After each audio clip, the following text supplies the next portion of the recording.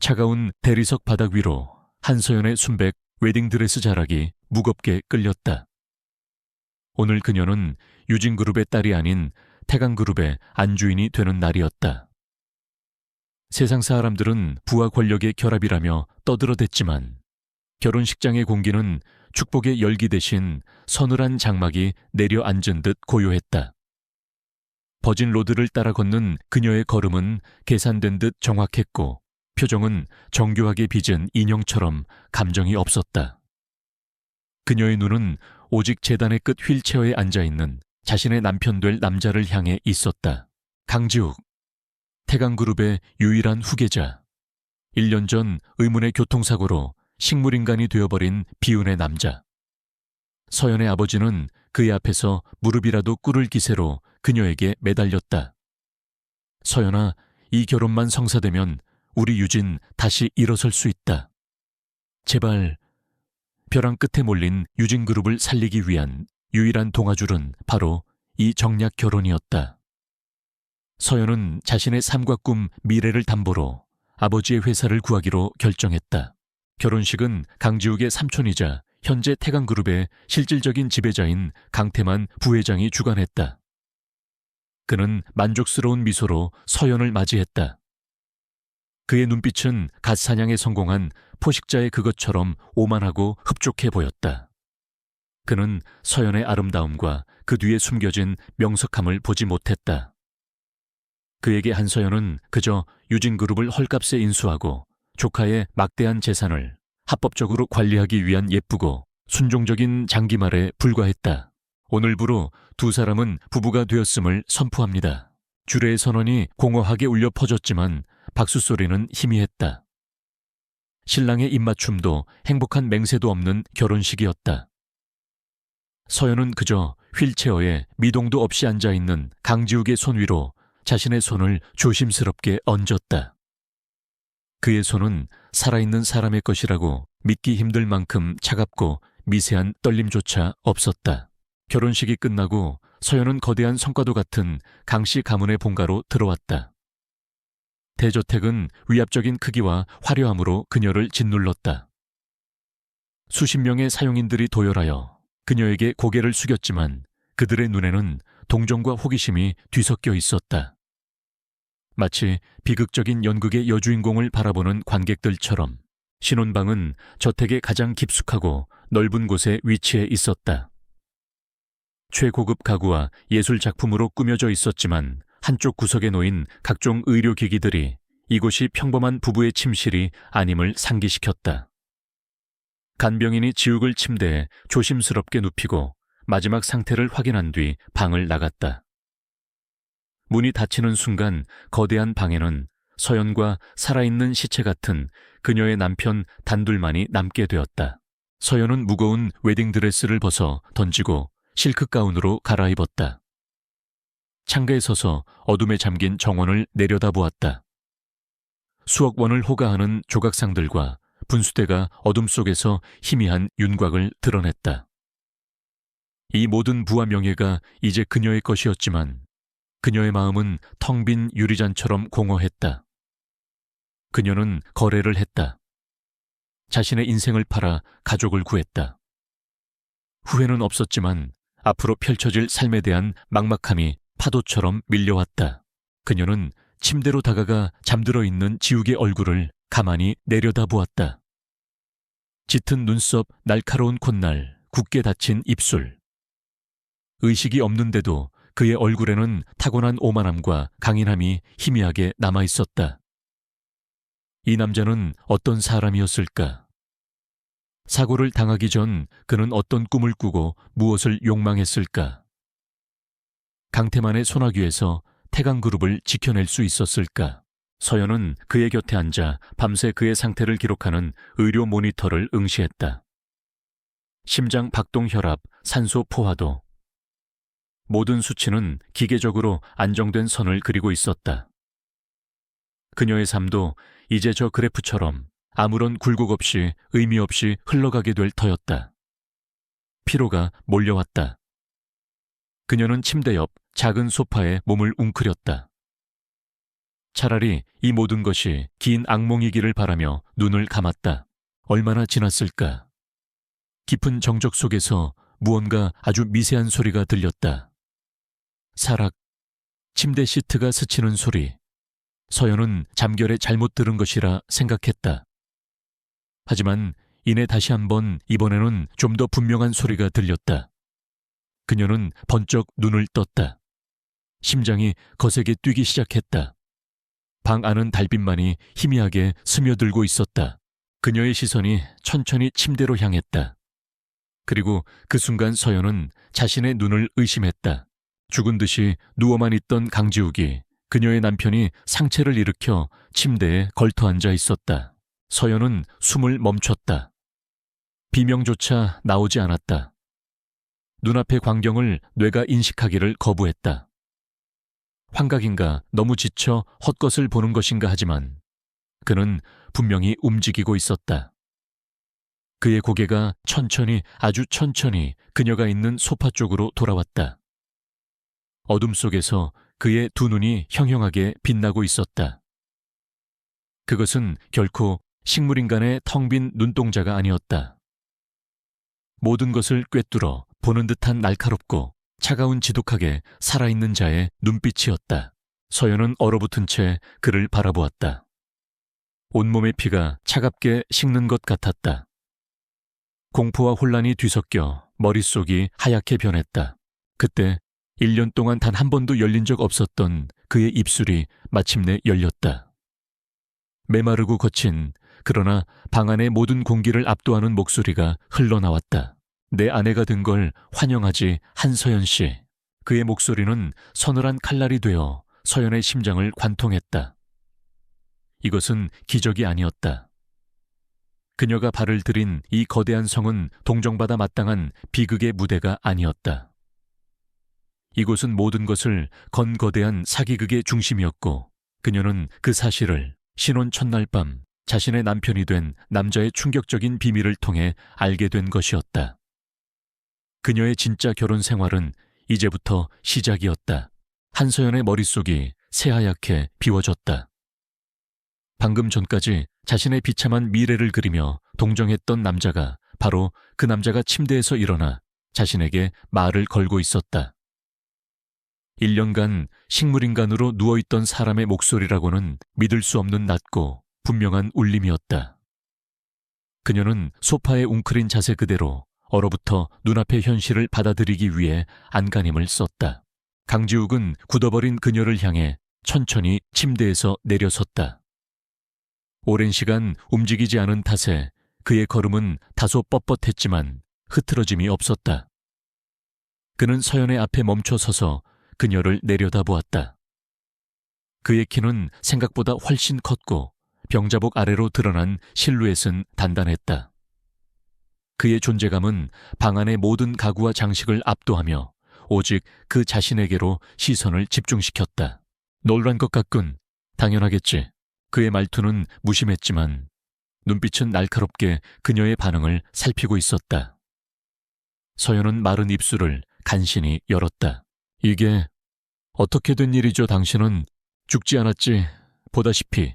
지욱은 짧게 대답하며 방 한쪽에 있는 민이 바로 걸어갔다. 그는 익숙하게 물병을 꺼내 잔에 따랐다. 물을 마시는 그의 손에는 미세한 떨림조차 없었다.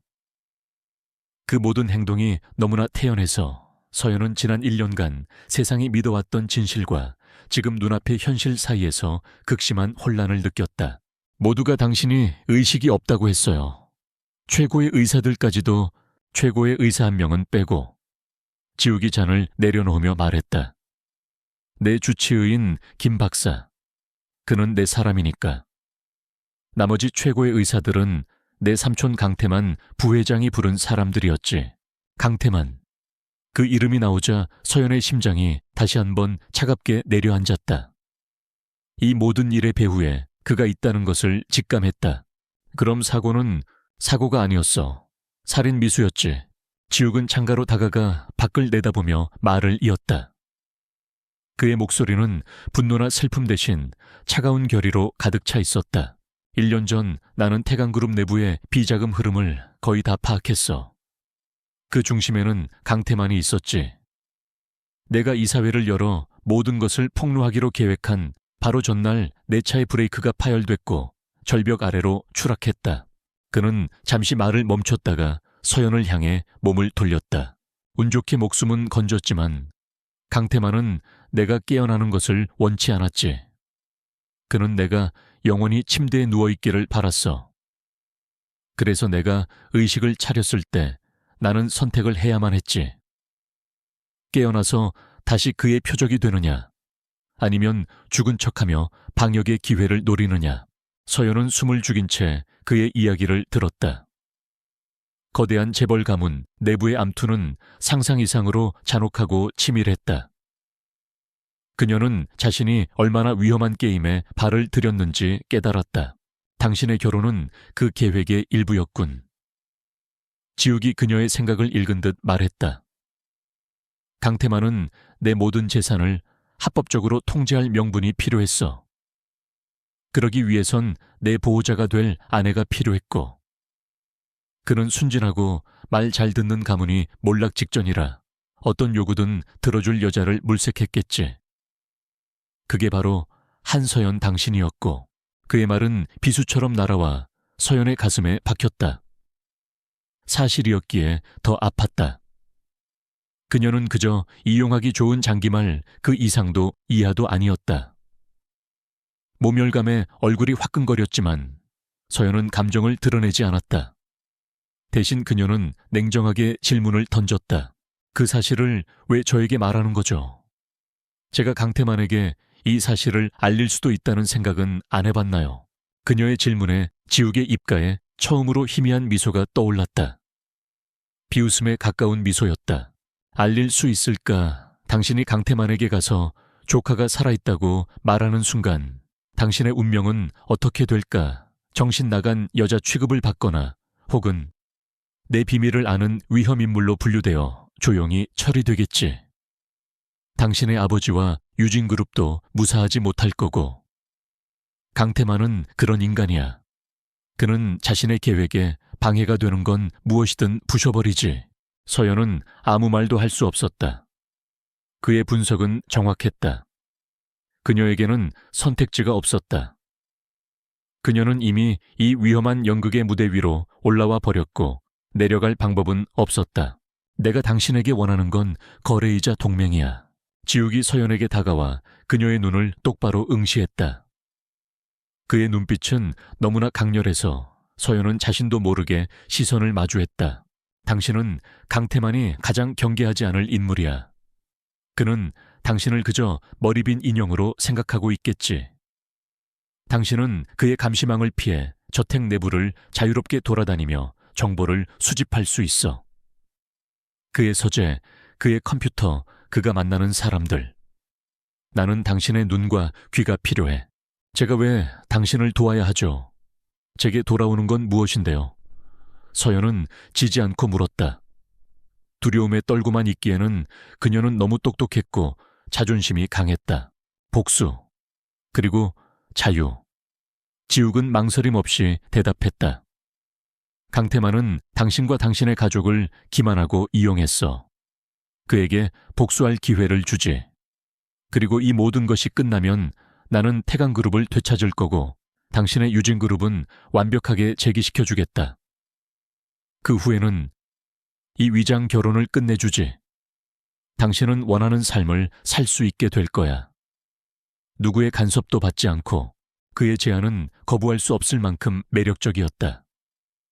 위험했지만 그 끝에는 서연이 그토록 바라던 모든 것이 있었다. 아버지의 회사를 구하는 것을 넘어 자신을 올가매던 운명의 사슬을 끊고 진정한 자유를 얻을 수 있는 유일한 기회였다. 그녀의 머릿속에서 수만 가지 경우의 수가 빠르게 계산되었다. 위험 부담, 성공 가능성, 그리고 실패했을 때의 결과까지. 오랜 침묵 끝에 서연은 결심을 굳혔다. 그녀는 자리에서 일어나 지욱과 눈높이를 맞췄다. 그녀의 눈빛은 더 이상 혼란스럽거나 두렵지 않았다. 대신 그 자리에는 차가운 이성과 강한 결의가 서려 있었다. 좋아요, 거래하죠. 그녀는 지욱을 향해 손을 내밀었다. 하지만 조건이 있어요. 첫째, 모든 정보와 계획은 저와 공유해야 해요. 저는 시키는 대로만 움직이는 인형이 아니에요. 둘째, 제 가족의 안전은 절대적으로 보장되어야 합니다.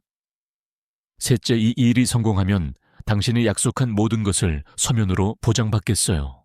지욱은 그녀의 당돌한 조건에 잠시 놀란 듯했지만 이내 만족스러운 표정을 지었다. 그는 강태만이 큰 실수를 저질렀다는 것을 깨달았다. 한서연은 결코 유순한 사슴이 아니었다. 그녀는 아름다운 가시를 숨긴 장미이자 날카로운 발톱을 가진 암사자였다. 그는 그녀가 내민 손을 강하게 맞잡았다. 그의 손은 더 이상 차갑지 않았다. 살아있는 사람의 온기가 느껴졌다.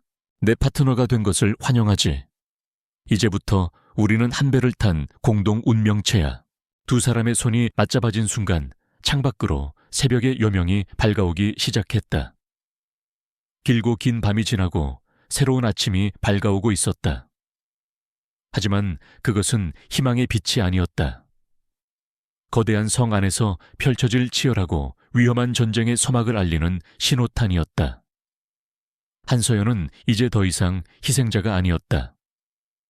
그녀는 복수와 자유를 위한 가장 위험한 도박에 자신의 모든 것을 건 플레이어가 되었다. 다음 날 아침 한서연은 밤새 한숨도 자지 못했음에도 불구하고 완벽하게 단장된 모습으로 눈을 떴다. 그녀가 연기해야 할 첫 번째 무대의 막이 오르는 순간이었다.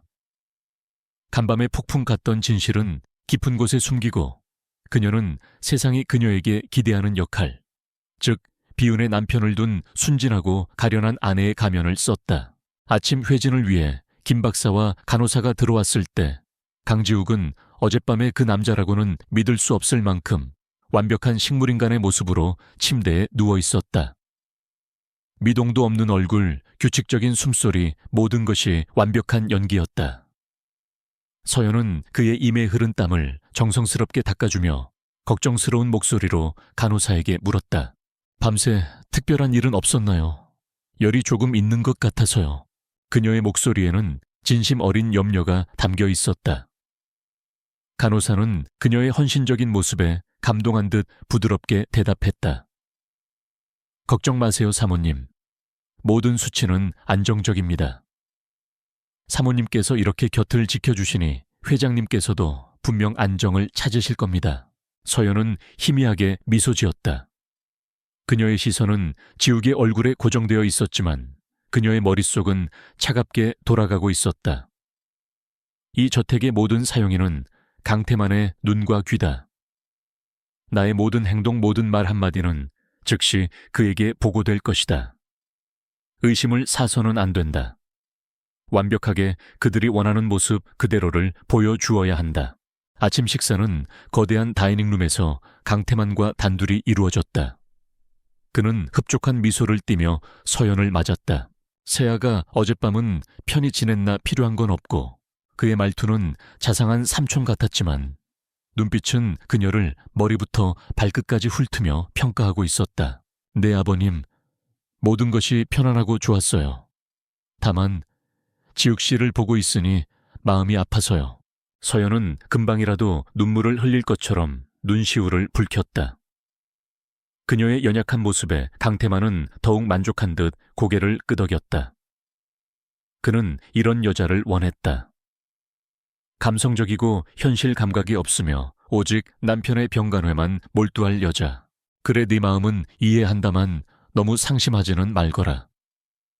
이제 네가 이 집의 안주인이니 마음 편히 갖고 지내도록 해. 백화점에 가서 쇼핑도 하고 집안 장식도 네 취향대로 바꿔보렴. 그는 서연에게 신용카드를 건네며 말했다. 그녀를 돈으로 길들이고 사치와 허영 속에 가두려는 속셈이었다. 서연은 감사하다며 공손히 카드를 받았다. 그녀의 순종적인 태도 뒤로 이 카드로 당신의 뒤를 캘 자금을 마련하게 될 거예요, 아버님. 이라고 속삭이는 또 다른 자신이 있었다. 식사가 진행되는 동안 다이닝룸 입구에 그림자처럼 한 남자가 서 있었다. 강태만의 비서실장이자 오른팔인 최 이사였다. 그는 대화에 끼어들지 않고 묵묵히 서 있었지만 그의 날카로운 눈은 끊임없이 서연의 미세한 표정 변화와 몸짓을 쫓고 있었다. 서연은 본능적으로 저 남자가 위험하다는 것을 감지했다. 강태만은 오만해서 쉽게 속일 수 있지만 저 남자는 달랐다. 그는 의심이 많고 모든 것을 분석하려 들 것이다. 아침 식사가 끝나고 서연은 강태만의 제안을 받아들여 저택을 구경하기 시작했다. 물론 진짜 목적은 지형지물과 보안 시스템을 파악하는 것이었다. 그녀는 감탄사를 연발하며 집안 곳곳을 둘러보았다. 와, 이 그림은 정말 멋지네요. 어느 화가의 작품이죠. 그녀는 고가의 그림을 감상하는 척하며 그림 뒤에 숨겨진 감시 카메라의 위치를 기억했다. 정원이 정말 넓어요. 산책하기 좋겠네요. 그녀는 정원을 거닐며 담장의 높이와 적외선 감지기의 설치 강력을 눈에 담았다. 그녀는 사용인들에게도 친절하고 상냥하게 다가가 말을 걸었다. 순진한 새 안주인의 호기심을 가장하여 저택의 구조, 사용인들의 근무 교대 시간, 그리고 가장 중요한 강태만의 동선과 서재의 위치에 대한 정보를 자연스럽게 수집했다. 그녀의 비상한 기억력은 한번 보고 들은 모든 것을 뇌리에 각인시켰다. 이 거대한 저택은 이제 그녀의 머릿속에서 한 장의 완벽한 작전 지도로 변해가고 있었다. 오후가 되어 다시 지욱의 방으로 돌아온 서연은 간호사에게 잠시 쉬고 오라며 내보냈다. 드디어 둘만의 시간이 찾아왔다. 방 안에 도청 장치가 있을 가능성을 염두에 둔 그녀는 TV를 크게 틀어 소음을 만들었다. 그리고는 지욱의 곁으로 다가가 그의 팔다리를 주무르는 척하며 그의 귓게찾게 속삭였다. 초의 이사라는 남자를 조심해야 해요. 그는 당신의 삼촌보다 훨씬 예리하고 신중해요. 오늘 아침 내내 나를 감시했어요. 그녀는 아침부터 지금까지 있었던 모든 일과 자신이 파악한 정보들을 간결하게 보고했다. 저택의 보안 시스템, 감시 카메라에 사각지대 강태만, 서재의 대략적인 위치까지. 지욱은 미동도 없이 누워 그녀의 말을 듣고만 있었다. 때로는 이 일방적인 소통이 그녀를 외롭게 만들었지만 그녀는 흔들리지 않았다. 그녀의 보고가 끝날 무렵 지욱의 손가락이 아주 미세하게 그녀의 손바닥을 2번 톡톡 건드렸다. 그들의 신호였다. 알아들었다는 의미. 그것만으로도 서연은 충분했다. 그녀는 혼자가 아니었다. 한편 강태만의 집무실에서는 최 이사가 그에게 서연의 하루 일과를 보고하고 있었다. 사회 사모님께서는 오전에 저택을 둘러보시고 오후 내내 회장님의 병실을 지키셨습니다. 특별한 움직임은 없었습니다. 그럴 줄 알았지. 강태만은 시가를 피우며 만족스럽게 웃었다. 그저 예쁘고 순진한 계집애일 뿐이야. 유진그룹의 볼모로 잡혀왔으니 감히 다른 마음을 품을 수 없겠지. 계속 감시는 하되 너무 옥죄지는 말게. 쓸데없는 의심을 사서 좋을 것 없으니. 알겠습니다. 부회장님, 최 이사는 공손히 대답하고 물러났다. 하지만 그의 머릿속에서는 작은 의문 하나가 지워지지 않았다. 아까 서재 복도를 지날 때 한서연은 다른 예술품들은 건성으로 보면서 유독 서재문에 설치된 디지털 도어록에는 2, 3초간 시선을 고정했었다. 단순한 호기심이었을까 아니면 그는 자신의 의심이 과민 반응일 수 있다고 생각하며 고개를 저었다. 하지만 오랜 시간 권력의 암투 속에서 살아온 그의 직감은 경고를 보내고 있었다. 한서연. 저 여자는 보이는 것만큼 단순하지 않을지도 모른다. 그는 자신의 책상으로 돌아가 저택의 모든 감시 카메라 영상을 원격으로 확인할 수 있는 프로그램을 켰다. 그리고 그의 마우스 커서는 강지욱의 병실을 비추는 카메라 화면 위에서 멈췄다. 작은 의심의 씨앗이 그의 마음속에 심어지는 순간이었다. 며칠이 흘렀다. 한서연은 완벽한 안주인 역할을 수행하며 강태만과 저택 사용인들의 신임을 얻는 데 성공했다. 그녀는 매일 아침 남편의 병실을 지켰고 오후에는 최고급 백화점에서 쇼핑을 하거나 사교계 인사들과 티타임을 가졌다. 그녀의 사치스럽고 태평한 모습의 강태만은 완전히 경계를 풀었고 그녀를 더 이상 감시할 가치가 없는 존재로 여기기 시작했다. 하지만 밤이 되면 그녀는 다시금 강지욱의 비밀스러운 동맹자로 돌아왔다. 그녀는 낮 동안 수집한 사소한 정보들, 강태만의 통화, 상대 방문객 사용인들 사이에 대화를 조각보처럼 이어 부처 거대한 그림을 완성해 나가고 있었다. 결정적인 증거가 필요해. 그의 서재에 있을 거야. 어느 날 밤 지욱이 그녀에게 속삭였다. 그의 목소리는 그 어느 때보다 단호했다. 강태만은 꼼꼼한 인간이지만 동시에 지독하게 오만해. 가장 위험한 자료일수록 가장 안전하다고 믿는 자기 공간에 두는 버릇이 있지. 그의 개인 컴퓨터와 금고를 확인해야 해. 서재는 저택의 심장부이자 가장 경비가 삼엄한 곳이었다. 지문 인식과 홍채 스캔을 거쳐야만 들어갈 수 있는 최첨단 보안 시스템으로 잠겨 있었다. 서연이 그곳에 들어가는 것은 불가능에 가까워 보였다. 방법이 있어요. 서연은 며칠간 구상해 온 계획을 털어놓았다.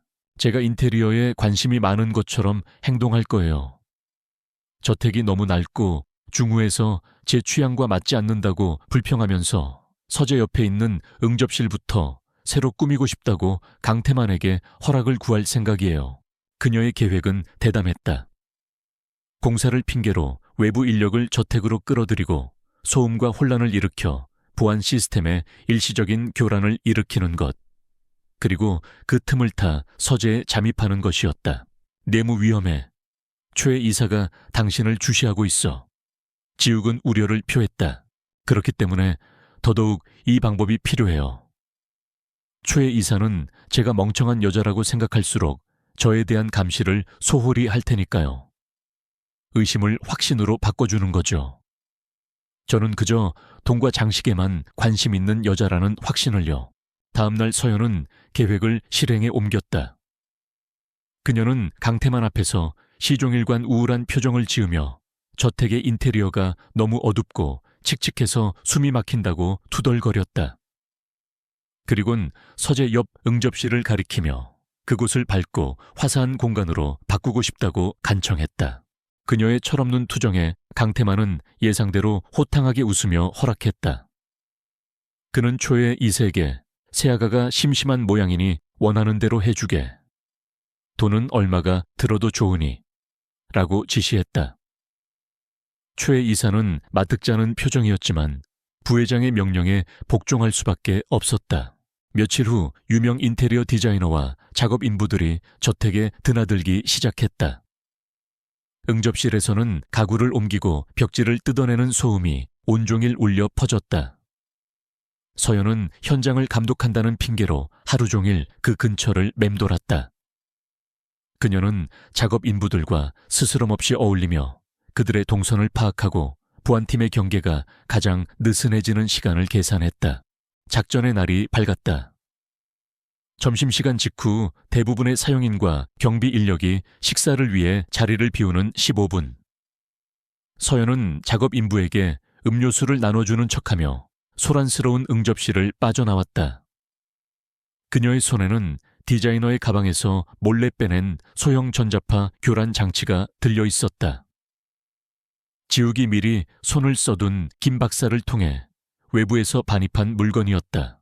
서재 앞에 선 그녀는 심장이 터질 듯이 뛰는 것을 느꼈다. 그녀는 교란 장치를 보안 스캐너에 가까이 가져갔다.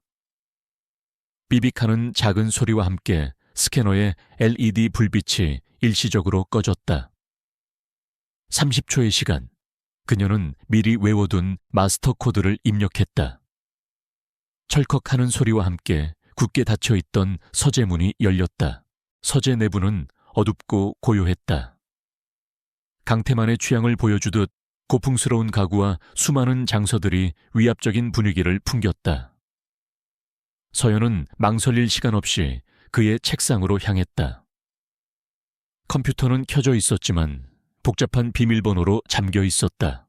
비밀번호는 아마 그 사고 날짜일 거야. 자신의 승리를 기념하는 날짜. 지욱의 조언대로 1년 전 사고 날짜를 입력하자 컴퓨터는 거짓말처럼 잠금이 해제되었다. 서연은 떨리는 손으로 목걸이에 달린 작은 펜던트를 열었다. 평범한 액세서리처럼 보였지만 그것은 초소형 USB 저장 장치였다. 그녀는 USB를 컴퓨터에 연결하고 지욱이 알려준 엘리시움 프로젝트라는 이름의 파일을 검색했다. 곧바로 암호화된 파일들이 화면에 나타났다. 유령 회사들의 이름, 해외 계좌번호, 그리고 검은 돈의 흐름을 보여주는 장부들이었다.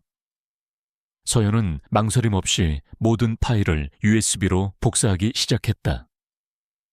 파일 전송을 알리는 작은 막대 그래프가 더디게 움직였다. 1초가 1년처럼 느껴졌다. 그때였다. 복도 저편에서 구둣발 소리가 들려왔다. 최 이사였다. 심장이 철렁 내려앉았다. 파일 복사는 아직 30%도 완료되지 않았다. 이대로 잡히면 모든 것이 끝장이었다. 서연의 뇌가 번개처럼 회전했다. 그녀는 파일 복사를 중단하고 USB를 뽑아 목걸이에 숨겼다. 그리고는 책상 위에 놓여있던 차가운 물잔을 집어들었다. 그녀는 일부러 발을 헛디디는 척하며 책상 위로 넘어졌다. 쨍그랑 유리잔이 깨지는 소리와 함께 물이 서류더미 위로 쏟아졌다. 벌컥 문이 열리고 최 이사가 굳은 얼굴로 들어섰다. 그의 눈에 들어온 것은 엉망이 된 책상과 넘어진 채 당황한 표정을 짓고 있는 서연의 모습이었다. 사모님, 여기서 뭘 하고 계신 겁니까? 초에 이사님 죄송해요. 응접실이 너무 시끄러워서 잠시 조용한 곳을 찾다가 문이 열려 있기에 그만 제가 너무 칠칠치 못해서 서류를 다 망쳐버렸어요. 어쩌죠? 서연은 금방이라도 울음을 터뜨릴 것처럼 어쩔 줄 몰라 하며 완벽한 연기를 펼쳤다.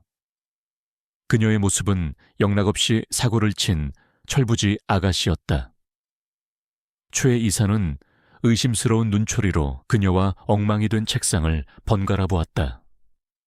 문이 왜 열려 있었는지, 그녀가 왜 하필 이곳에 들어왔는지 의문이 들었지만 눈앞의 광경은 그저 실수로밖에 보이지 않았다. 일단 나오시죠. 제가 처리하겠습니다. 그는 차갑게 말하며 서연을 서재 밖으로 이끌었다. 서연은 안도의 한숨을 삼키며 그를 따라 나섰다. 비록 모든 파일을 복사하지는 못했지만 그녀는 위험천만한 잠입을 성공시켰고 적의 심장부에서 첫 번째 균열을 만들어냈다.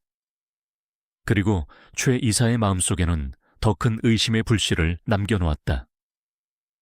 그녀는 자신의 역할 즉 아무것도 모르는 순진한 아내라는 가면이 아직은 유효하다는 것을 확인했다. 하지만 그 가면이 언제까지 자신을 지켜줄 수 있을지는 알 수 없었다. 서재 잠입은 절반의 성공이자 절반의 실패였다. 한서연이 가져온 불완전한 파일 조각들은 강태만의 비자금 프로젝트의 존재를 암시했지만 법정의 증거로 제출하기에는 턱없이 부족했다. 그것은 거대한 빙산의 일각에 불과했다. 이것만으로는 부족해. 어둠 속에서 강지욱의 목소리가 낮게 울렸다. 그는 서연이 가져온 자료를 분석하며 말했다. 엘리시움 프로젝트, 이름 한번 거창하군. 하지만 연결고리가 없어. 이 돈이 어디서 와서 누구에게 흘러 들어갔는지 증명할 수가 없다는 뜻이야. 그럼 이제 어떻게 하죠? 서연이 물었다. 막다른 길에 부딪힌 듯한 막막함이 느껴졌다. 뿌리로 돌아가야지. 지욱이 말했다. 모든 문제의 시작, 바로 1년 전 나의 사고야. 그는 오랫동안 닫아두었던 기억의 상자를 열기 시작했다. 의식이 돌아온 이후 그는 매일 밤 자신을 덮쳤던 그날의 악몽을 수없이 복기했다. 굉음과 함께 핸들이 멋대로 돌아가던 순간 마주오던 검은색 덤프트럭, 그리고 산산조각 나던 차창 너머로 보이던 운전사의 무표정한 얼굴까지. 사고 기록은 경찰과 강태만이 완벽하게 조작했어. 하지만 그들이 미처 삭제하지 못한 흔적이 분명히 남아있을 거야. 특히 사람, 그는 한 남자의 이름을 말했다. 박만식, 태강그룹 보안팀장이었으며 지욱의 아버지인 선대 회장에게 절대적인 충성을 바쳤던 인물이었다. 아버지가 돌아가신 후에도 그는 내 곁을 지켰어. 내가 내부 비리를 조사하고 있다는 사실을 아는 유일한 사람이었지. 그런데 내가 사고를 당한 직후 강태만은 보안 책임을 물어 그를 해고했어. 너무나 예상 가능한 시나리오였지. 아마 입막음을 위해 거에게 퇴직금을 안겨주었거나 가족을 빌미로 협박했을 거야. 그 사람을 찾아야 한다는 거군요. 서연이 그의 의도를 파악했다. 그래? 그가 바로 움직이는 증거야. 사고 당일의 보안 영상 기록, 출입자 명단, 그가 보고 들은 모든 것이 결정적인 단서가 될 수 있어. 문제는 어떻게 박만식을 찾느냐였다. 강태만의 감시를 피해 저택 밖에서 자유롭게 움직이는 것은 쉬운 일이 아니었다. 서연은 다시 한번 자신의 가면을 활용하기로 했다. 그녀는 며칠 동안 잡지를 뒤적이며 유명 갤러리와 자선단체에 대한 기사를 스크랩했다. 그리고 강태만과의 저녁 식사 자리에서 그녀는 천진한 얼굴로 입을 열었다. 아버님, 제가 작은 자선 전시회를 하나 열어보면 어떨까요? 집안에만 있으니 너무 답답해서요. 좋은 일도 하고 태강그룹의 이미지도 높일 수 있잖아요. 사회공헌 활동에 관심 많은 재벌가 며느리. 강태만은 그녀의 제안을 의심하기는커녕 오히려 태강의 위상을 높일 좋은 기회라며 흔쾌히 허락했다. 최 이사는 여전히 깨름칙한 표정이었지만 부회장의 허락 없이는 그녀의 행동을 제약할 수 없었다. 이제 서연은 합법적인 외출 명분을 얻었다. 그녀는 매일 아침 최고급 세단을 타고 저택을 나섰다. 하지만 그녀의 차가 향하는 곳은 화려한 갤러리나 VIP 라운지가 아니었다. 그녀는 도심의 번화가를 벗어나 낡고 허름한 서민들의 동네로 향했다. 운전기사를 따돌리고 택시를 갈아타며 그녀는 박만식의 마지막 주소지를 향해 움직였다. 지욱이 알려준 주소지의 낡은 아파트는 이미 다른 사람이 살고 있었다.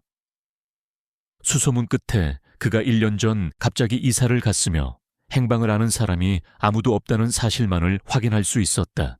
서연은 포기하지 않았다. 그녀는 박만식이 해고당하기 전 함께 일했던 보안팀 동료들의 명단을 입수했다.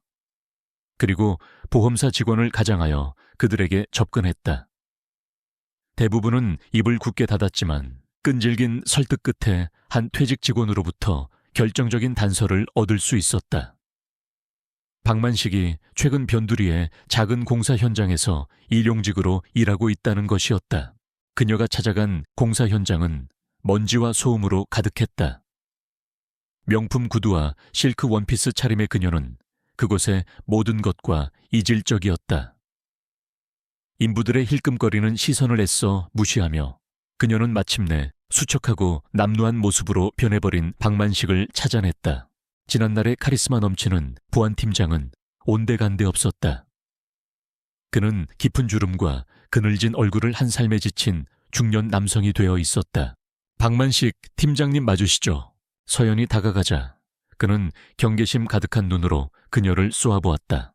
누구요? 한서연이라고 합니다. 강지욱 회장님의. 강지욱이라는 이름이 나오자 박만식의 얼굴은 공포로 하얗게 질렸다. 그는 사색이 되어 소리쳤다. 사람 잘못 보셨소. 나는 그런 사람 모르. 그는 서연을 밀치고 황급히 자리를 피하려 했다. 서연은 그의 팔을 붙잡았다. 알아요. 두렵다는 거. 강태만 부회장이 당신을 어떻게 협박했는지도 짐작할 수 있어요. 하지만 이대로 숨어 지내면 모든 게 해결되나요? 평생 이렇게 공포에 떨며 살아가실 건가요? 당신이 뭘 안다고 함부로 말해. 당신 같은 사람들이 우리 같은 사람들의 인생을 어떻게 아느냐고. 박만식은 거칠게 저항했다. 그 순간 서연은 그를 설득할 마지막 카드를 꺼내 들었다. 그녀는 목소리를 낮춰 그의 귓가에 속삭였다. 강지욱 회장님 살아계세요. 의식도 명료하시고요. 박만식의 움직임이 멎었다. 그의 눈이 믿을 수 없다는 듯 크게 뜨였다. 거짓말, 그게 무슨 거짓말 아니에요. 지금 이 순간에도 회장님은 모든 것을 되돌리기 위해 싸우고 계세요. 그리고 제게 당신을 찾아달라고 부탁하셨어요. 선대 회장님께서 가장 신뢰했던 분이니까요. 당신의 도움이 필요해요, 팀장님. 서연은 그의 눈을 똑바로 바라보며 말했다. 그녀의 눈빛에는 동정이나 기만이 아닌 진실의 힘이 담겨 있었다. 박만식은 혼란에 빠졌다. 지난 1년간 그를 짓눌러 왔던 죄책감과 공포, 그리고 선대 회장과 강지욱에 대한 충성심이 그의 내면에서 격렬하게 충돌했다. 이 젊은 여인의 말을 믿고 지옥 같은 현실에 맞서 싸울 것인가? 아니면 이대로 도망쳐 비겁한 삶을 이어갈 것인가? 그의 선택에 모든 것이 달려 있었다. 박만식의 흔들리던 눈빛이 한 점에 모였다.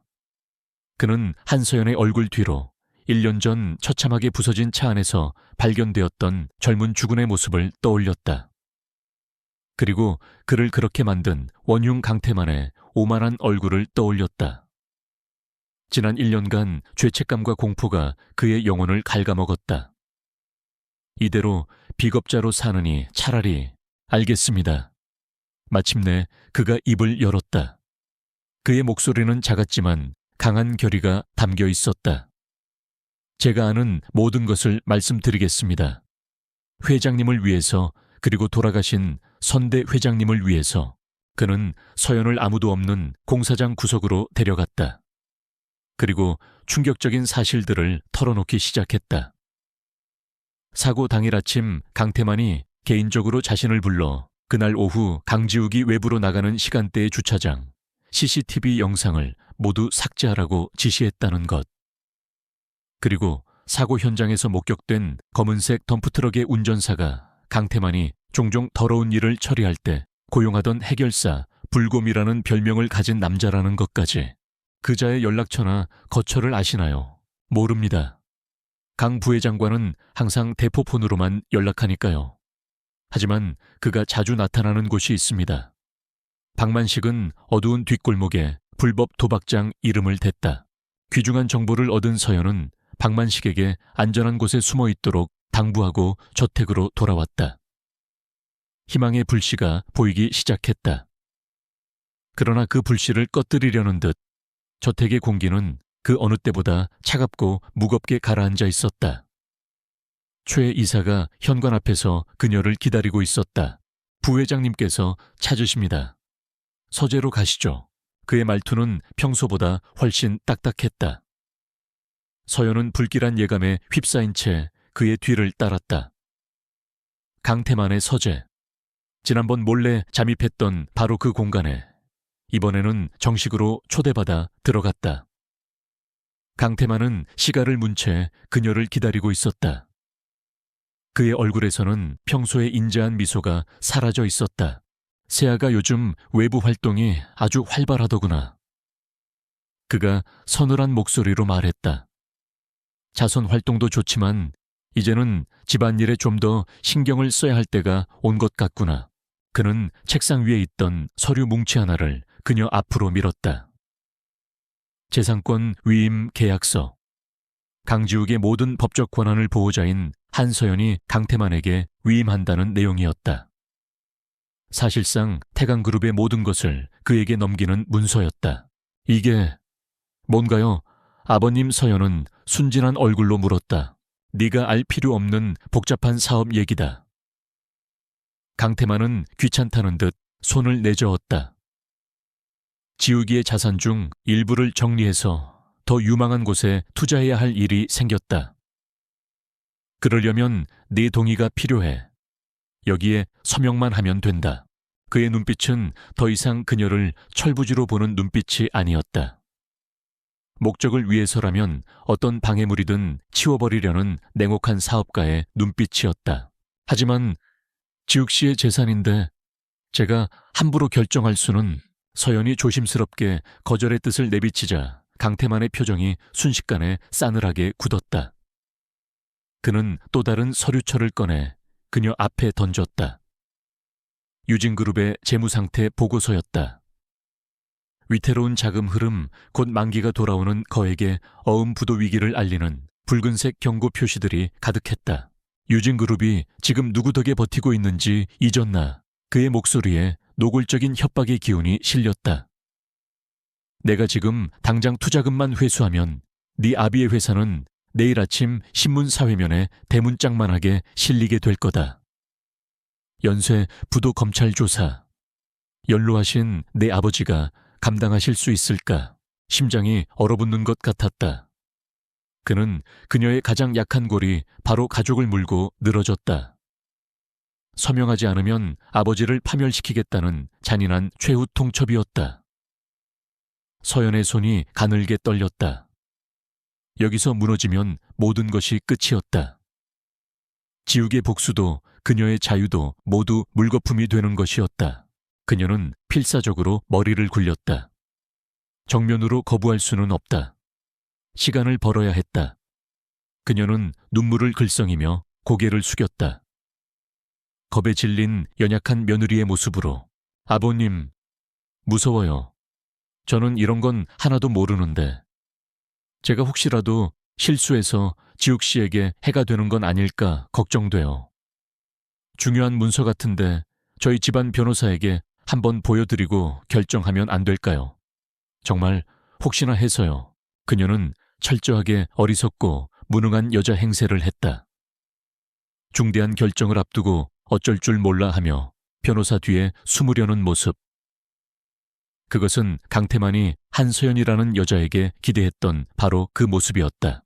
그의 얼굴에 짜증과 경멸이 동시에 스쳐 지나갔다. 그는 이런 복잡한 상황을 이해하지 못하는 그녀의 어리석음에 화가 났지만 동시에 그녀가 감히 자신에게 반항하는 것이 아니라는 사실에 안도했다. 역시 계집은 어쩔 수 없군. 그는 혀를 차며 말했다. 좋다. 시간은 주지. 하지만 딱 3일이다.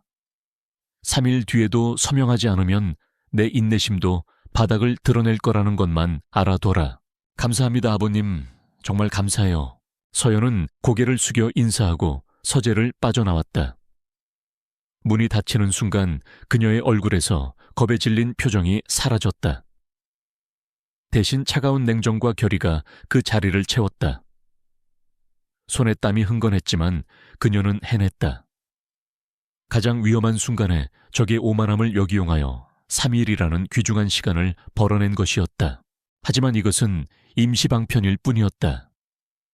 3일 안에 모든 것을 끝내지 못하면 그녀와 그녀의 가족은 강태만의 소나귀에서 파멸을 맞게 될 것이다. 이제 그들에게 남은 시간은 단 72시간 뿐이었다. 서재에서 나온 한서연의 발걸음은 흐트러짐이 없었지만 등 뒤에서는 식은땀이 흐르고 있었다. 그녀는 곧장 지욱의 침실로 돌아와 문을 잠그고 주변에 감시나 도청 장치가 없음을 다시 한번 확인했다. 그리고는 굳은 얼굴로 강지욱에게 방금 전 있었던 모든 일을 전했다. 3일. 그들이 허락받은 시간의 전부였다. 예상보다 빨리 움직이는군. 모든 이야기를 들은 지욱은 침대에 누운 채 눈을 감고 있었다. 그의 얼굴은 미동도 없었지만 서연은 그의 머릿속에서 격렬한 폭풍이 휘몰아치고 있음을 느낄 수 있었다. 기존의 계획은 폐기해야 했다. 증거를 차근차근 모아나갈 시간이 없었다. 이제는 방어가 아닌 공격이 필요한 순간이었다. 오랜 침묵 끝에 지욱이 입을 열었다. 그의 목소리는 강철처럼 차갑고 단단했다. 판을 뒤엎어야 해. 우리가 직접 함정을 파는 거야. 함정이요. 그래. 증거를 찾을 시간이 없다면 강태만이 스스로 증거를 움직이게 만들면 돼. 그가 구상한 계획은 대담하고 위험했다. 역정보를 흘려 강태만을 극도의 불안과 혼란에 빠뜨리고 그가 이성을 잃고 섣부른 행동을 하도록 유도하는 것이었다. 태강그룹 이사진 중에 조상진 전무라는 자가 있어. 야심이 크고 능력도 있지만 강태만에게 밀려 만년 2인자 자리에 머물러 있지. 강태만을 가장 위협적인 경쟁자로 생각하는 남자야. 우리는 이 남자를 이용할 거야. 지욱의 계획은 이랬다. 서연이 지난번 서재에서 복사한 엘리시움 프로젝트의 파일 조각. 그 불완전한 정보를 익명으로 조상진 전무에게 흘리는 것이다. 정보는 아주 일부만 하지만 핵심적인 내용, 유령 회사 이름 몇 개와 해외 계좌 하나를 보내는 거야. 마치 내부 고발자가 더 많은 정보를 가지고 있다는 뉘앙스를 풍기면서 조상진은 이걸 강태만을 공격할 절호의 기회로 여길 거고 어떻게든 강태만 주변을 떠보며 반응을 살피겠지. 강태만은 그 정보가 조상진에게 들어갔다는 걸 알게 되면 패닉에 빠지게 될 거야. 지욱이 서연의 말을 받았다.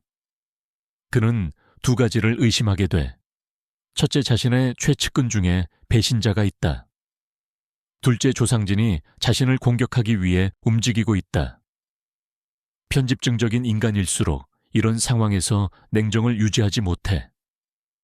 그는 남은 증거들을 더 안전한 곳으로 옮기거나 혹은 공범들과 접촉해서 입을 맞추려 들겠지. 바로 그 순간을 우리는 노리는 거야. 그것은 상대의 심리를 이용한 고도의 도박이었다. 실패하면 모든 것이 끝장이지만 성공하면 전세를 단번에 역전시킬 수 있는 유일한 기회였다. 제가 뭘 하면 되죠? 서연은 흔들림 없는 눈빛으로 물었다. 내일 오전 자선 행사 미팅을 핑계로 외출해. 그리고 절대 당신의 흔적을 남겨선 안 돼. 변두리에 있는 공공도서관이나 PC방을 이용해. 김 박사를 통해 전달한 보안 USB를 사용해서 익명의 이메일 계정을 만들고 정보를 보내. 다음 날 서연은 평소보다 더욱 화려하게 치장하고 저택을 나섰다. 완벽한 상류층 며느리의 모습이었다. 그녀는 약속 장소인 청담동의 갤러리로 가는 대신 운전기사에게 갑자기 몸이 좋지 않다며 근처 약국에 내려달라고 부탁했다. 그리고는 골목으로 사라져 택시를 타고 복잡한 서울 시내를 몇 번이나 가로질러 자신의 원래 생활권과는 전혀 무관한 낡은 동네의 작은 PC방으로 향했다. 어둡고 탁한 공기 속에서 게임 소음이 가득한 PC방은 그녀에게 완전히 낯선 세계였다. 하지만 그녀는 주저하지 않고 구석자리에 앉아 컴퓨터를 켰다. 지욱이 알려준 대로 보안 프로그램을 실행하고 몇 단계의 우회 경로를 거쳐 추적이 불가능한 이메일 계정을 생성했다. 그녀의 심장이 세차게 뛰었지만 손가락은 냉정하고 정확하게 움직였다. 많은 사람 outlover727email.com 조상진 전무의 아내가 사용하는 비밀 계정이었다. 아내의 취미 생활을 위한 이메일이라 의심을 피하기 쉬울 것이라는 지욱의 판단이었다. 서연은 짧은 메시지와 함께 암호화된 파일 조각을 첨부했다. 당신이 찾던 괴물의 꼬리입니다. 몸통은 아직 내 손에 있습니다. 전송 버튼을 누르는 순간 그녀는 마치 거대한 폭탄의 스위치를 누른 기분이었다. 이제 주사위는 던져졌다. 저택으로 돌아온 서연은 강지욱의 병실에서 초조하게 결과를 기다렸다. 시간은 더디게 흘러갔다. 하루가 지나도록 아무런 움직임이 없었다. 강태만은 평소와 다름없이 행동했고 최 이사의 감시도 여전했다. 계획이 실패한 것일까? 조상진이 정보를 무시했거나 혹은 강태만에게 바로 알린 것일까? 불안감이 그녀를 짓눌렀다. 마감 시한이 이틀째로 접어든 오후였다. 서연이 지욱의 젖은 수건을 갈아주고 있을 때 복도 저편에서 강태만의 고함 소리가 희미하게 들려왔다. 조상진 그 여우 같은 놈이 감히 내 뒤를 캐 당장 내 사무실로 들어오라고 해. 서연과 지욱은 눈빛을 교환했다. 지욱의 손가락이 그녀의 손바닥을 한번 강하게 눌렀다. 시작됐다는 신호였다. 그날 저녁부터 저택의 분위기는 완전히 달라졌다. 강태만은 극도로 예민해져 사용인들에게 신경질을 부렸고 최 이사를 포함한 자신의 측근들을 끊임없이 호출하며 무언가를 확인했다. 서연은 자신의 방 창문을 통해 늦은 밤 여러 대의 차가 저택을 드나드는 것을 목격했다. 강태만이 공범들을 불러 모으고 있는 것이 분명했다. 그는 함정에 빠졌다. 이제 그는 광활한 벌판에 홀로 서서 사방에서 날아오는 화살을 피해야 하는 처지가 되었다. 그리고 그를 향해 첫 번째 화살을 쏘아 올린 것이 그가 가장 무시하고 멸시했던 자신의 조카 며느리라는 사실을 그는 까맣게 모르고 있었다. 남은 시간은 48시간. 이제부터는 시간과의 싸움이었다. 강태만이 파놓은 함정은 이제 역으로 그의 목을 조이는 올가미가 되었다. 조상진 전무에게 흘러들어간 정보의 파편은 그의 예상보다 훨씬 큰 파장을 일으켰다. 조상진은 이사들 사이에서 공공연하게 태강그룹의 비자금 의혹을 제기하며 강태만을 압박하기 시작했다. 이사회 내부가 술렁이자 강태만의 불안감은 극에 달했다. 그는 자신의 견고한 성에 작은 균열이 생긴 것이 아니라 성 전체가 무너져 내릴 수 있다는 공포에 휩싸였다. 그의 편집증적인 의심은 가장 가까운 곳을 향했다. 그는 자신의 오른팔인 초에 이사마저 서재로 불러들여 거칠게 몰아세웠다. 내놈 짓이지 조상진에게 정보를 흘린 게 내놈이 아니고서야 누가 있겠어. 부회장님, 저는 결코... 닥쳐. 내 주변에서 이 정보에 접근할 수 있는 놈은 너밖에 없어. 최 이사는 충격과 모멸감에 얼굴이 굳었다. 그는 수십 년간 강태만에게 충성을 바쳐왔다. 하지만 위기에 몰린 주인은 가장 충직한 사냥개마저 물어뜯으려 하고 있었다. 최 이사는 간신히 이성을 되찾고 조언했다. 부회장님, 지금은 내부의 배신자를 찾는 것보다 외부의 공격을 막는 것이 우선입니다. 조상진이 가진 정보는 일부일 뿐입니다.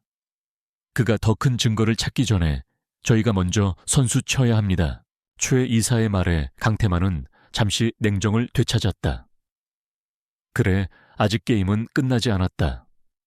그는 공범들과 입을 맞추고 문제가 될 만한 모든 증거를 인멸하기로 결심했다. 그는 서재 가장 깊숙한 곳의 비밀 금고에서 여러 개의 대포폰을 꺼내 들었다. 이 전화들은 그가 수년간 공범들과 연락을 주고받던 가장 안전한 통신수단이라고 믿어 의심치 않는 것들이었다. 그는 첫 번째 전화를 정계의 거물인 황 의원에게 걸었다. 의원님, 접니다. 문제가 좀 생겼습니다. 엘리리시움 프로젝트 관련해서 잡음이 들려옵니다. 당분간 몸을 사리셔야겠습니다. 다음 전화는 유령 회사를 관리하는 해외의 자금책에게로 향했다. 자금 이동을 전면 중단해. 모든 계좌를 동결하고 관련 서류는 전부 파기하도록. 내가 신호를 줄 때까지 쥐 죽은 듯이 엎드려 있어. 그는 자신의 제국이 무너질 수 있다는 불안감에 휩싸여 평소의 치밀함을 잃고 구체적인 지시들을 쏟아냈다. 그는 자신의 목소리가, 자신의 문자가 암호화된 전파를 타고 누군가의 귀와 눈으로 고스란히 흘러 들어가고 있다는 사실을 꿈에도 알지 못했다. 같은 시각 서울의 한 오피스텔. 수십 개의 모니터 불빛만이 어둠을 밝히는 방 안에서 한 남자가 쉴 새 없이 키보드를 두드리고 있었다. 그는 강지욱의 대학 동창이자 대한민국 최고의 화이트 해커인 이준혁이었다. 1년 전 지욱은 강태만의 뒷조사를 시작하며 만일의 사태에 대비해 이준혁에게 은밀한 의뢰를 했었다. 강태만이 사용하는 모든 통신망에 백도어를 심어달라는 것. 그리고 지금 그 백도어가 작동하기 시작했다. 강태만이 발신하는 모든 통화와 메시지는 암호화되는 동시에 이준혁의 서버로 실시간 전송되었다. 그의 모니터 위에는 강태만과 공범들이 나누는 대화가 텍스트로 변환되어 떠올랐고 그들이 주고받는 자금 이동 경로와 은닉 장소들이 한눈에 들어오는 지도로 그려지고 있었다. 강태만이 스스로 자신의 범죄를 자백하고 있는 셈이었다. 이준혁은 수집된 모든 정보를 즉시 암호화하여 한서연에게 전송했다. 저택의 침실 서연은 김 박사가 몰래 전달해준 태블릿 PC를 통해 실시간으로 쏟아져 들어오는 정보들을 확인하고 있었다. 그녀의 옆에는 어느새 지욱이 상체를 일으켜 앉아 있었다. 그의 눈은 1년 만에 되찾은 빛으로 형형하게 타오르고 있었다. 황 의원, 정계 로비에 증거가 잡혔군. 자금책이 움직임을 멈췄어요. 이제 돈의 흐름을 역추적할 수 있겠어요. 태블릿 화면 위로 강태만의 범죄 네트워크가 거미줄처럼 펼쳐졌다. 정재계를 아우르는 거대한 카르텔의 실체 천문학적인 규모의 비자금, 그리고 그 모든 것의 정점에 있는 강태만의 탐욕이 드러나는 순간이었다. 그들이 몇 달간 찾아 헤맸던 결정적인 증거들이 불과 몇 시간 만에 그들의 손안으로 쏟아져 들어오고 있었다. 마감시한 마지막 날 아침, 모든 증거 수집이 완료되었다. 이제 남은 것은 마지막 일격뿐이었다. 그때 방문을 두드리는 소리가 들렸다. 초의 이사였다. 사모님 부회장님께서 찾으십니다. 서명하실 서류를 가지고 서재로 오시랍니다. 올 것이 왔다는 생각에 서연은 담담하게 자리에서 일어났다. 그녀는 가장 아끼는 우아한 흰색 정장으로 갈아입고 옅은 화장으로 얼굴의 긴장감을 감췄다. 서재에 들어서자 강태만은 모든 것을 해결했다는 듯 의기양양한 표정으로 그녀를 맞았다. 그의 책상 위에는 어제 그녀가 서명을 미뤘던 재산권 위임 계약서가 놓여 있었다. 변호사와는 이야기가 끝났겠지. 이제 그만 뜸들이고 서명하도록 해. 오늘 오후에 긴급 이사회가 열릴 거다. 네 서명이 꼭 필요해. 그는 자신의 승리를 확신하고 있었다. 이 서명만 받으면 그는 합법적으로 태강을 손에 넣고 모든 방해물을 제거할 수 있었다. 서연은 조용히 그의 책상 앞으로 다가갔다. 그녀는 서류를 내려다보았다. 그리고는 천천히 고개를 들어 강태만의 눈을 똑바로 쳐다보았다. 그녀의 입가에 그가 단 한 번도 본 적 없는 차갑고 아름다운 미소가 피어올랐다. 네, 아버님. 물론 서명해야죠. 하지만 그 전에 아버님께서 먼저 보셔야 할 서류가 있는 것 같네요. 그녀는 자신의 등 뒤에 숨기고 있던 태블릿 PC를 꺼내 그의 책상 위에 올려놓았다. 화면에는 그가 어젯밤 공범들과 나누었던 모든 대화 기록과 자금 이동 내역이 선명하게 떠 있었다. 강태만의 얼굴에서 핏기가 사라졌다. 그의 눈은 믿을 수 없다는 듯 태블릿 화면에 떠 있는 자신의 대화 기록에 고정되었다. 뇌가 눈앞의 정보를 받아들이기를 거부했다. 조작된 것, 터무니없는 함정이라고 소리치고 싶었지만 화면 속의 단어와 숫자들은 너무나도 생생한 진실이었다. 그가 세상에서 가장 안전하다고 믿었던 비밀 통신망이 속수무책으로 뚫렸다는 사실이 그를 공포의 나락으로 밀어 넣었다. 이따위 장난으로 날 협박할 수 있을 거라 생각했나. 그는 애써 평정을 가장하며 고함을 질렀다. 목소리는 심하게 떨리고 있었다. 그는 서연을 경멸적으로 쏘아보았다. 그의 눈에는 그녀가 여전히 어리석고 순진한 계집의 최후의 발악을 하는 가련한 인형으로 보였다. 감히 내까짓게 날 상대로 이게 전부 조작된 거라는 걸 증명하는 데는 10분도 걸리지 않아. 당장 이딴 걸 치우지 못해. 그는 태블릿을 손으로 쳐서 바닥에 떨어뜨리려 했다. 그러나 서연은 그보다 빨랐다. 그녀는 태블릿을 집어들며 차분한 목소리로 말했다. 소용없어요, 아버님. 이건 그저 사본일 뿐이니까요. 그녀의 목소리는 조용했지만 서재 안에 모든 소리를 잠재우는 힘이 있었다. 원본 파일은 이미 여러 곳에 전송되었습니다. 언론사, 검찰청, 그리고 지금 아버님의 긴급 이사회 소집을 받고 저택 응접실에 모여 계신 이사님들에게도요. 이사님들이라는 단어가 강태만의 귀에 비수처럼 박혔다. 그의 얼굴이 하얗게 질리다 못해 파랗게 변했다. 이것은 협박이나 장난이 아니었다. 이것은 사형 선고였다. 모든 것이 계획되어 있었다. 그가 자신의 승리를 위해 깔아놓은 판이 어느새 자신의 처형대가 되어 있었다. 내 인연이. 이성을 잃은 강태만은 짐승처럼 울부짖으며 서연에게 달려들었다. 그녀의 멱살이라도 잡아챌 기세였다. 그러나 그의 손이 서연에게 닿기 직전 굳게 닫혀있던 서재 문이 벌컥 열렸다. 문 앞에는 최 이사가 굳은 얼굴로 서 있었다. 그리고 그의 뒤로는 당황과 의혹이 뒤섞인 표정의 이사들이 서 있었다. 그가 소집했던 바로 그 이사진이었다. 부회장님, 이게 무슨 소란이십니까? 조상진 전무가 날카롭게 물었다. 강태만은 순간적으로 말을 잃었다.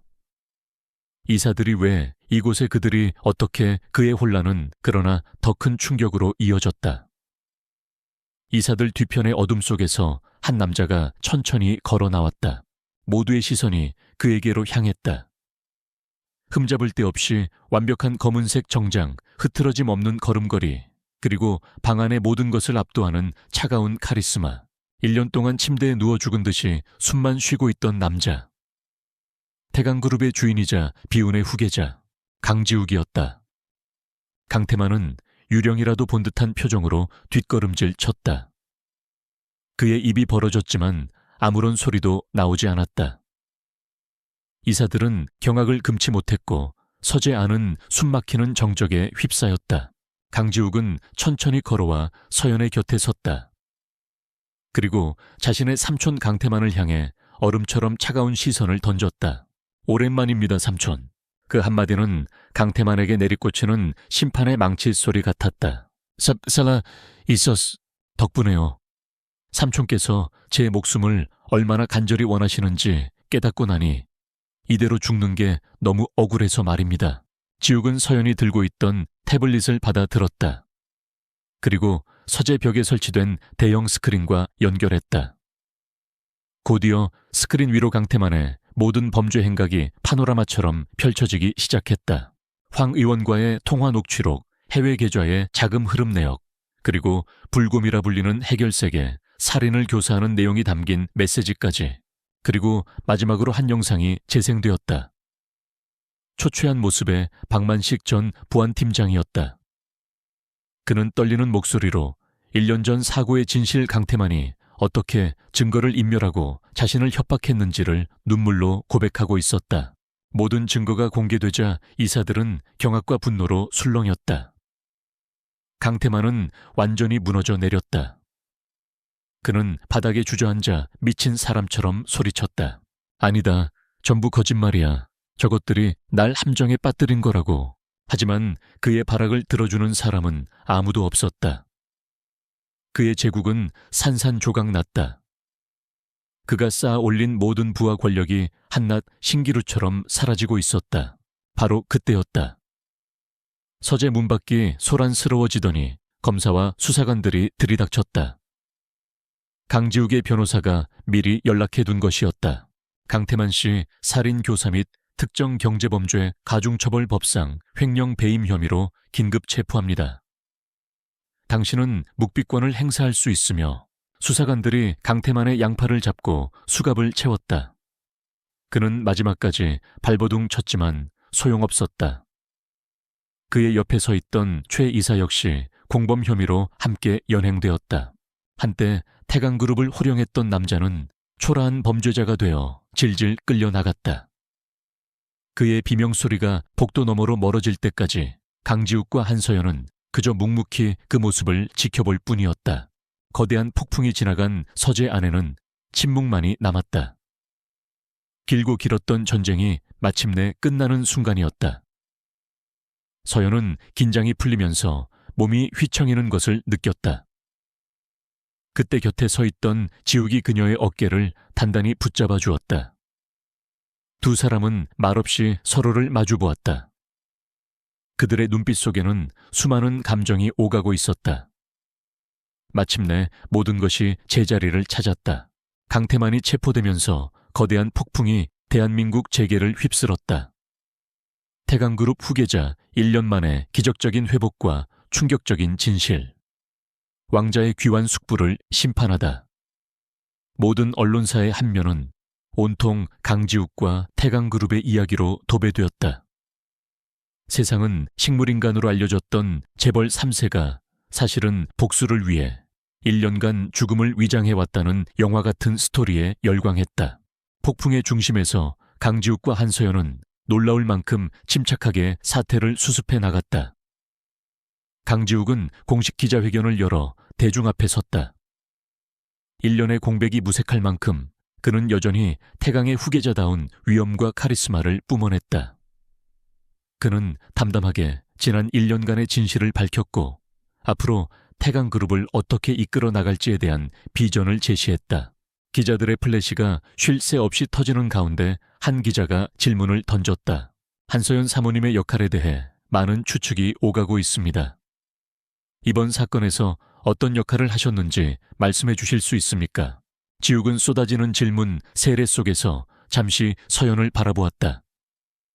그녀는 무대 아래에서 조용히 그를 지켜보고 있었다. 그들의 눈이 마주치는 순간 짧은 정적이 흘렀다.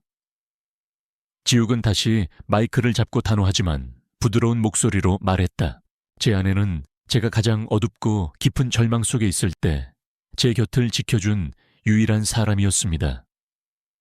그녀의 믿음과 용기가 없었다면 오늘의 저는 없었을 겁니다.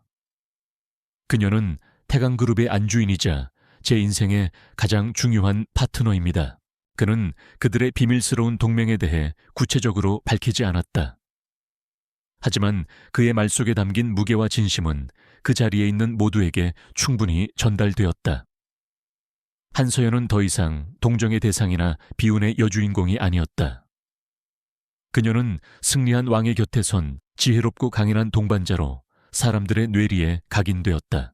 사태가 어느 정도 정리된 후 그들은 각자의 자리에서 기업을 재건하는 일에 몰두했다. 지욱은 강태만이 남긴 부패의 고리를 끊어내고 태강그룹의 내부를 정화하는 대대적인 개혁을 시작했다. 서연은 지욱의 전폭적인 지원을 받으며 친정인 유진그룹의 회생을 진두지휘했다. 그녀는 더 이상 아버지의 그늘에 숨거나 남편의 부를 방패 삼지 않았다. 유진그룹의 회의실, 그녀는 날카로운 분석과 대담한 전략으로 임원들을 이끌었다. 과거 그녀를 어린애 취급하던 늙은 이사들은 이제 그녀의 말 한마디에 숨을 죽이며 귀를 기울였다.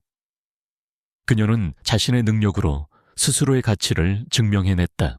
어느 날 저녁 서연은 오랜만에 아버지를 찾아갔다. 그녀의 아버지는 수척해진 얼굴로 딸을 맞았다. 그는 모든 진실을 알게 된 후 딸에게 씻을 수 없는 짐을 지게 했다는 죄책감에 고개를 들지 못했다. 서연아, 이 아비가 미안하다. 정말 미안하다. 괜찮아요, 아버지. 서연은 그런 아버지를 따뜻하게 안아주었다. 모든 건 다 제자리로 돌아왔잖아요. 그리고 덕분에 제가 얼마나 강한 사람인지 깨닫게 되었어요. 그러니 이제 그만 자책하세요. 아버지와의 해묵은 감정을 정리하고 저택으로 돌아온 밤이었다. 지욱이 그의 서재에서 그녀를 기다리고 있었다. 그곳은 더 이상 강태만의 탐욕으로 가득 찬 음침한 공간이 아니었다. 따뜻한 조명과 새로운 가구들로 꾸며져 이제는 명실상부한 저택의 주인을 닮은 공간이 되어 있었다. 할 얘기가 있어요. 그녀는 먼저 입을 열었다. 그리고는 작은 서류 봉투 하나를 그의 책상 위에 올려놓았다. 그들의 결혼 계약서 사본이었다. 우리의 계약은 끝났어요. 당신은 태강을 되찾았고 저 역시 유진을 구할 수 있게 되었죠. 약속대로 이 결혼을 끝낼 시간이에요. 그녀는 담담하게 말했다. 이것은 그들의 관계가 시작된 전제 조건이었다. 모든 것이 끝나면 각자의 길을 가는 것. 그녀는 그에게서 약속했던 자유를 돌려받아야 했다. 지욱은 말없이 그녀를 바라보았다. 그는 책상 서랍에서 또 다른 서류를 꺼냈다. 이혼 합의서였다. 그의 서명란에는 이미 도장이 찍혀 있었다. 당신 말이 맞아요. 우리의 계약은 끝났지. 그는 서류를 그녀에게 내밀었다.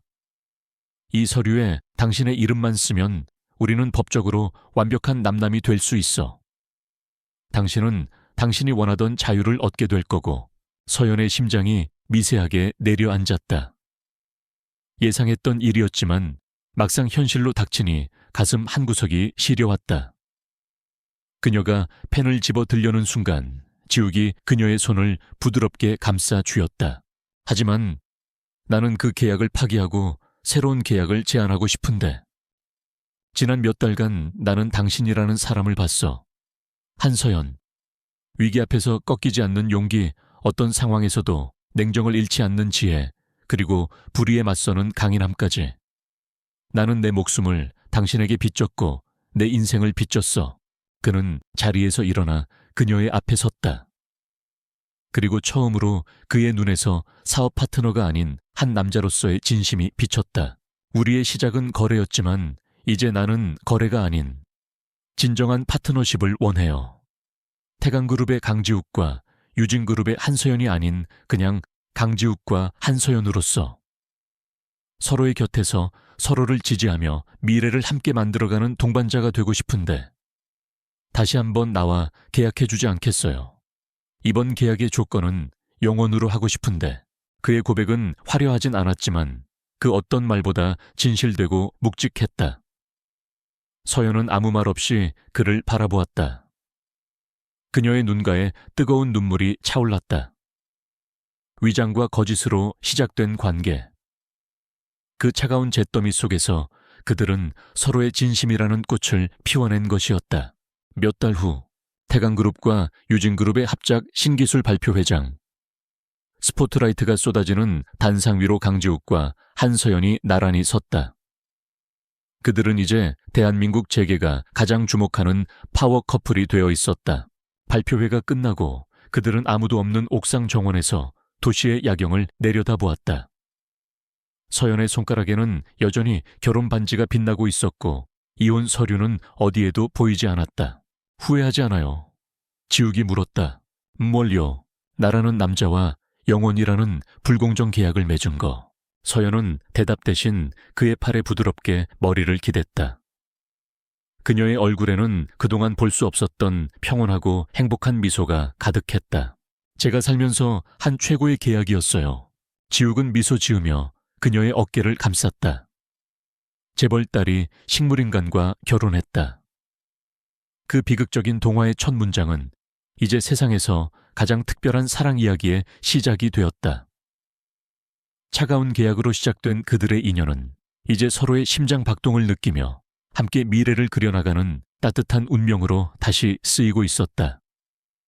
도시의 불빛이 그들의 새로운 시작을 축복하듯 반짝였다.